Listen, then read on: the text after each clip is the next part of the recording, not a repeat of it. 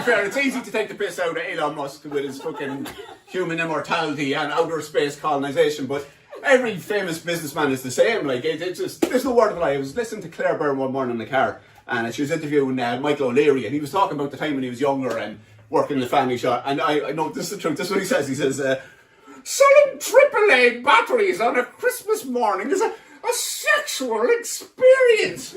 Now, if you're like me, you're probably going, what in the name of God was he doing to the batteries? Claire Byrne just went, and tell me, were you still living in Mullingar at the time, Michael? So she goes to show curiosity is in the ear of the beholder. I'd rather she wanted to change the fucking conversation rapidly. Speaking of which, have any of you done the Longford Marathon?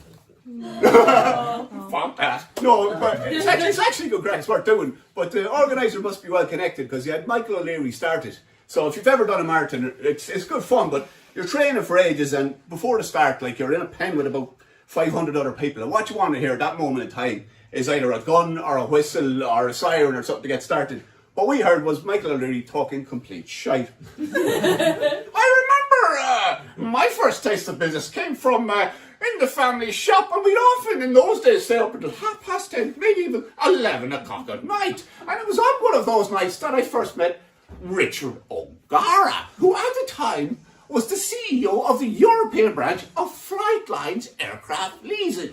Meanwhile, there's 500 people in the pen going, what the fuck is going on? No, I don't know what the organiser was thinking, but the only way that could have worked is if he got a rival gobshite, give him a microphone and put him on the other side of the road, and it was like a boast battle, you know, like a comedy roast battle but with boasts.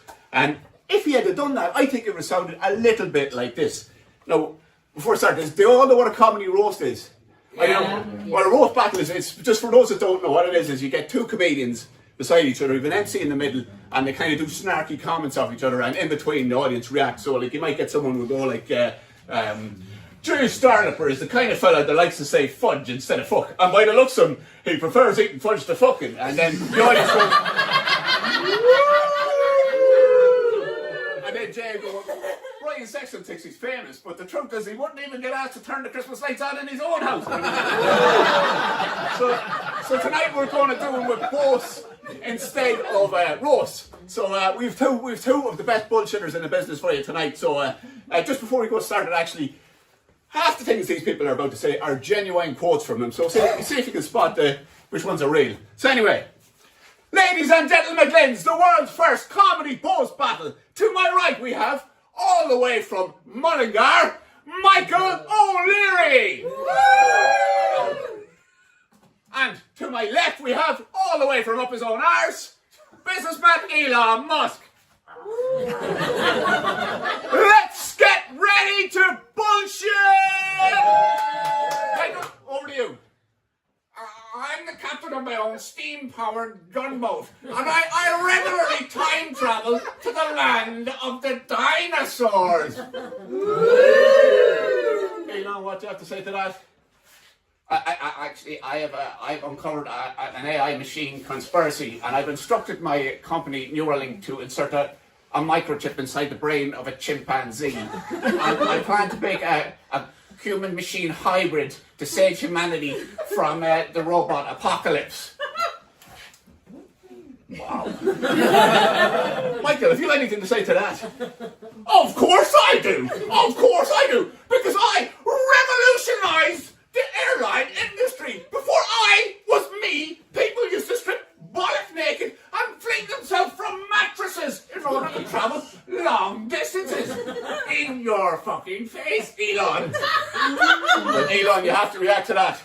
Well, actually, as a matter of fact, I will.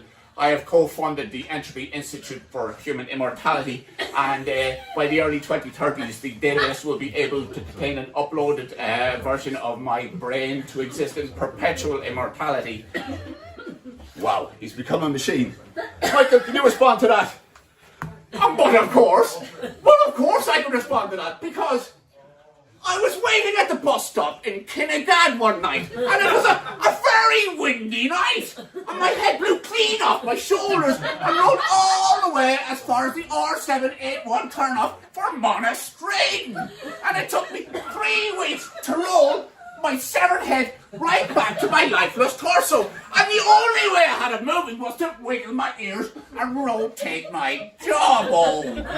Excuse me, Ian, I'm not finished yet. And I went into A&E yesterday morning and had all the copper pipes in my cerebellum replaced with tantalum tungsten alloy tubing. We are, motherfucker. Elon, what are you going to do? Actually, I have had my penis and balls removed and replaced with 2 tear gas ducts and an internet dongle. My police chopped on his flute, you can't react to that. Oh, but I can, because I have been having sexual intercourse with AAA batteries since I was 11 years of age. All right, lads, where you're great.